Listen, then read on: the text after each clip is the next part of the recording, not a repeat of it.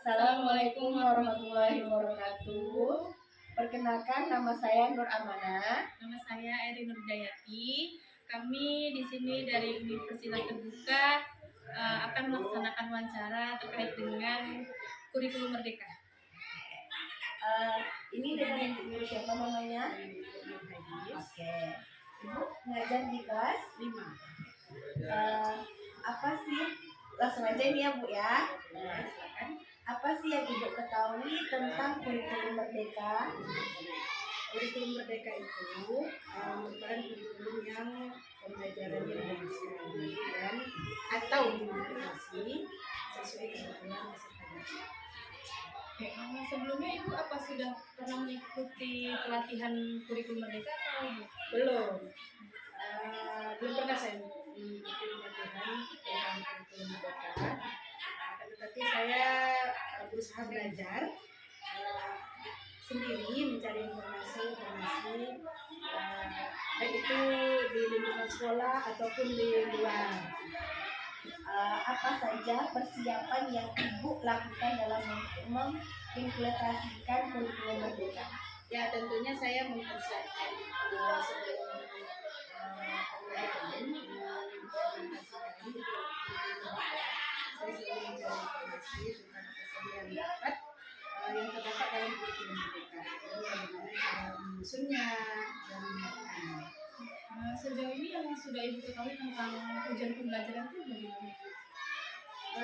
Sudah dipahami. Tujuan merupakan penjabaran dari pencapaian pembelajaran ya, yang nantinya disusun menjadi tujuan yang akan ditetapkan sama. Bagaimana langkah-langkah dalam merumuskan tujuan pembelajaran itu sendiri? Langkah-langkahnya yaitu yang pertama merumuskan tujuan pembelajaran dari CP atau pencapaian pembelajaran secara langsung. Kemudian yang kedua menganalisis kompetensi dan lingkup materi yang terdapat pada CP, dan yang terakhir merumuskan dengan lintas elemen CP. Selama proses perumusan itu apakah ada kesulitan? Alhamdulillah saya tidak merasa kesulitan Mbak dalam merumuskan CP. Apa yang Ibu ketahui tentang alur tujuan pembelajaran? Alur tujuan pembelajaran merupakan kumpulan dari tujuan pembelajaran yang telah disusun dari awal sampai akhir fase. Langkahnya sendiri untuk ATP itu bagaimana? Langkah yang pertama ya kita harus menganalisis CP dulu ya, kemudian mengidentifikasi kompetensi yang perlu dikuasai peserta didik, kemudian menganalisis setiap elemen atau sub elemen profil pelajar Pancasila, kemudian menentukan tujuan pembelajaran, terus menentukan lingkup materi dan menentukan jumlah jam pembelajaran. Kalau kesulitannya apakah di sini? Untuk sampai sekarang alhamdulillah tidak ada kesulitan. Kalau yang untuk modul ajar sejauh ini apa yang sudah Ibu ketahui tentang modul ajar? Modul ajar itu merupakan perangkat pembelajaran yang digunakan selama proses pembelajaran. Kalau langkah-langkahnya bagaimana?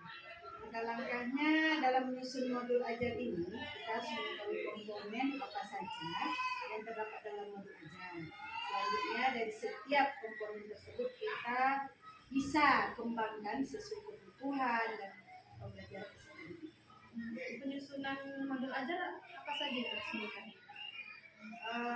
Alhamdulillah tidak ada kesulitan. Kalau perbedaannya antara K13 dan kurikulum Merdeka? Untuk perbedaannya mungkin pada asesmennya saja. Berarti untuk asesmennya itu bagaimana pelaksananya di kelas? Kalau untuk asesmen, saya menggunakannya asesmen awal, kemudian asesmen formatif dan summatif. Kalau pelaksanaan asesmen awal itu dalam pelajaran bagaimana? Untuk asesmen awal ini biasanya saya menggali kemampuan siswa pada awal pembelajaran dengan cara memberi pertanyaan-pertanyaan tentang materi yang akan saya ajarkan. Berarti untuk mengetahui dari hasil asesmen awal itu bagaimana ya Bu? Setelah saya mengetahui hasil dari asesmen awal ini setiap peserta didik, kemudian saya berusaha menyesuaikan strategi sesuai dengan kebutuhan peserta didik. Kalau bagaimana menyesuaikan langkah dan kebutuhan masing-masing peserta didiknya? Kalau saya kelompokkan Kak, sesuai kesiapan peserta didiknya. Misalnya peserta didik yang cenderung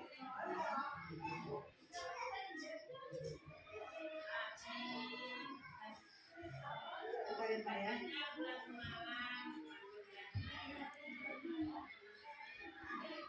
Yang mana nih saya kelompokkan nih peserta didik yang cenderung dia